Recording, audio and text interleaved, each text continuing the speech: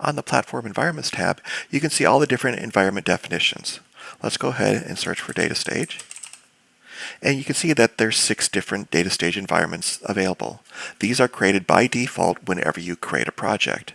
These aren't editable and they can't be deleted. You can see that we have different environments of different sizes. Here we have a default DataStage PXS, which stands for small, a medium, a large, and then MPP flavors of those same types of environments. You can see that a small environment uses one conductor with one virtual CPU and 4 gigabytes of RAM. A medium uses 2 virtual CPUs and 8 gigabytes of RAM. And finally, a large uses 4 CPUs and 16 gigabytes of RAM. So then how do you make use of these within your DataStage jobs?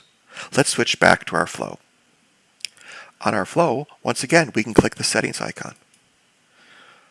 Here, we can change our environment to be a different selection. In this case, let's go ahead and pick the large. We'll go ahead and apply this, and we'll run our job.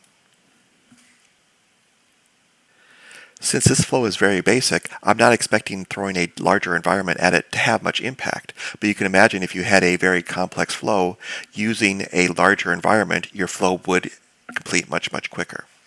If we take a look at the log, we can see an entry which tells us what the environment was in which the job was executed with. We can also see that the location is IBM.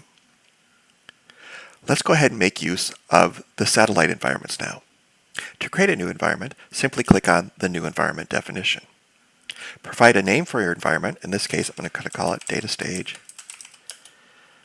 Sat S. Next, pick your configuration type. In this case, we're going to select DataStage. Under Hardware Configuration, you can then pick the different sized environments. I'm going to stick with the small. Finally, I could let this run in the IBM location, but I'm going to switch it over to use AWS via satellite. Next, you can select your region. Currently, there is only the North Virginia region available. I'll go ahead and leave that, and we'll go ahead and click Create. Here you can see a summary of the environment that you just created. Now let's go ahead and make use of it in a job. We'll switch to the Jobs dashboard. We'll select our job. And like we've seen before, we're going to go ahead and click on Edit Configuration. On the screen, you can see that our Run settings is configured to use our large environment. Let's go ahead and edit this. And now under Environment, we can pick one of the existing default environments, or we can scroll down and we can pick our new environment that we had just created to run on satellite. We'll select that, click Next, click Next, click Next, and finally we'll click Save. Now that this job is configured to use our satellite environment, let's go ahead and execute it. We'll click to view the job details.